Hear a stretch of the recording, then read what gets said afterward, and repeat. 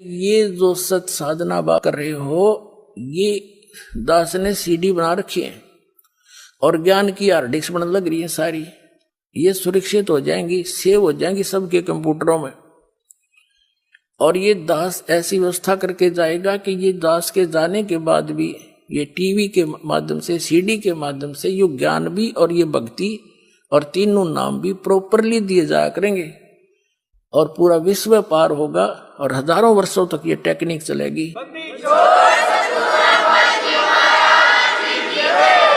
मोक्ष के ये मंत्र जो दास आपको बता रहा है, जैसे आपको प्रथम मंत्र दिया जाता है जिसमें सभी कमलों में बैठे ये प्रधान, क्योंकि हम इस शरीर में आकर फंस गए और ये ब्रह्मांड समझो, एक पिंड समझो, एक अंड समझो, ये एक ही है।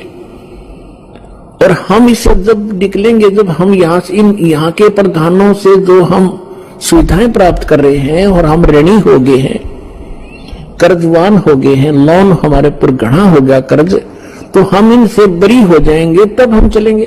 तो वो मंत्र भी उस सूक्ष्म वेद के अंदर, तत्व ज्ञान के अंदर वो मंत्र कंप्लीट लिखा हुआ है जो दास आपको देता है।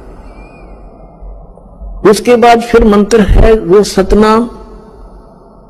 ये सतनाम मंत्र भी परमात्मा की वाणी में सूक्ष्म वेद में लिखा है और जिन महापुरुषों ने परमात्मा पाया उन्होंने यही नाम जाप करा, लेकिन सार नाम की छींट भगवान ने लागण नहीं दी। और सार नाम दास भी आपको सार्वजनिक टीवी पर नहीं करेगा और सतनाम तक आपको संकेत जरूर दूंगा ताकि आपको दृढ़ता आवे कि सचमुच ये है वो सतनाम जो आज तक ढोल पीटा करते, सतनाम सतनाम कराया करते। अब ये दास जो 13वां वंश है, इसके बाद कोई संत नहीं रहेगा।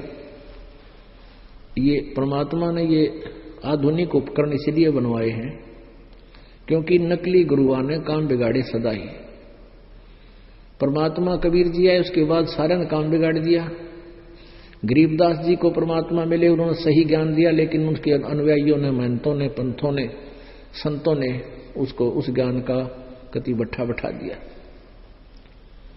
अब 13वें वंश के बाद, इस दास के बाद आधुनिक उपकरणों के माध्यम से ये सारा ज्ञान सीडी कैस्टों के माध्यम से चलेगा।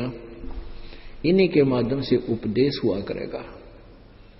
कोई दूसरा प्रभु बनेगा नहीं, क्योंकि प्रभुता जीव की शत्रु होती है। साइंस की यह विद्या चलेगी जो ये टीवी है और ये चिप है, मोबाइल है, इनके माध्यम से ये ज्ञान दिया जाएगा। दास तो चला जाएगा सतलोक, ये 5 तत्वों का शरीर छोड़कर, लेकिन ये इलेक्ट्रॉनिक शरीर रहेगा भी दास का, ये नूरी शरीर रहेगा।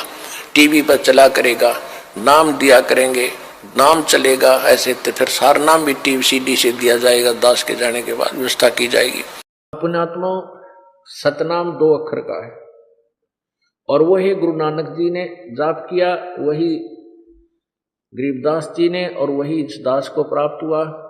अब इस दास के प्राप्त होने के बाद 1-2 दुष्ट आत्माओं ने मुझसे तीनों मंत्र प्राप्त किया और वो गुरुद्रोही होकर के एक अपनी तरफ से कोई नाम नूम देने लगे, तो उनसे कोई लाभ नहीं होगा, क्योंकि वो अधिकारी नहीं है, वो चोर हैं, परमात्मा के शत्रु हैं, उनसे लाभ कति नहीं हो सकता। चाहे आप देने लग जाओगे, आप भी दुश्मन होगे भगवान के, वो परमात्मा के शत्रु कहलाते हैं। जिस परमेश्वर ने इतने वर्षों तक छुपा कर रखा इस मंत्र को, और वो गुरुद्रोही होकर के फिर वैसे सार्वजनिक कर रहा है और वो अधिकारी भी नहीं है, तो सेकंड शत्रु है परमात्मा का। काल के दूत हैं, उनसे आपसे सावधान रहना, ऐसे निकम्मा था। जय हो बंदी छोड़ की भगत भाइयों, देख लीजिए परमेश्वर ने स्पष्ट बोल दिया कि दास से तीनों मंत्र प्राप्त करके नाम दीक्षा देने लगे हैं। वो चोर है, वो डबल चोर है और उनसे सावधान रहो। परमेश्वर ने बहुत बार बताया, सत्संगों में खूब 2009 से बराबर बता रहे थे, 2014 तक खूब बताया, बोल कर बताया, लिखित बताया, लेकिन फिर भी ये संगत आंख की अंधी कान की बहरी बनी हुई है। गुरु जी को मानती लेकिन गुरु जी की नहीं मानती। उन दुष्टा ने के बका रखे ये बालक कि गुरु जी ने कहा है कि तुम ऐसे करो और ऐसे करो और उसको भगवान मानो, और गुरु जी का आगे नहीं बताना, नहीं वो नाराज हो जाएंगे। इन मंदबुद्धियों ने यह भी मान ली गुरु जी का आदेश। पीछे से 10-20 दिन यह बकवास चली थी, अब सेट हो गया। गुरु जी का मेरा आदेश और मेरे सामने आप कहो कि क्या आपने ऐसा बोला है और मैं नाराज हो जाऊंगा, यह भी स्वीकार होगी। तो ये ऐसे कुसंगत होती है, वो बर्बाद करती है उन्हीं को जो मंदबुद्धि होते हैं। नहीं तो ज्ञानवान तुरंत सोच लेते ये कोई बात है। इतने दिन हो गए गुरुजी ने, 15 साल हो गए, मैं नाम देते न किसी को ऐसा कुछ कहा नहीं, कोई ऐसी दोगली बात करी नहीं। तो उन दुष्टों ने ऐसी चाल चली कि गुरुजी का आदेश बता दिया, सब बेचारे 10-20 ये उनके द्वारा बताएगी क्रिया करने लगे तो हमारे उसे खत्म हो गए। गुरुजी तो वो है जो प्रैक्टिकल करवावे और आमने सामने मंत्र देवे। अब वही बात सुन लो बच्चों, तुमने मेरी सीख पर, मेरी शिक्षा पर अमल नहीं करा। अब तो अपने लालच वश मेरे शिष्य बने रहे, पर मेरी बात सुन लो, मेरा काला मुंह मत करो। मेरी एक अंतिम पुकार सुन लो तुम। या तो सत्संग से आप अपने उस पासपोर्ट को, यानी अपने ज्ञान और साधना को सत्संग से तुलना कर सकते हो। सत्संग से उसको कंपेयर किया जा सकता है कि मेरा ज्ञान ठीक है, मेरी भक्ति ठीक है या नहीं है।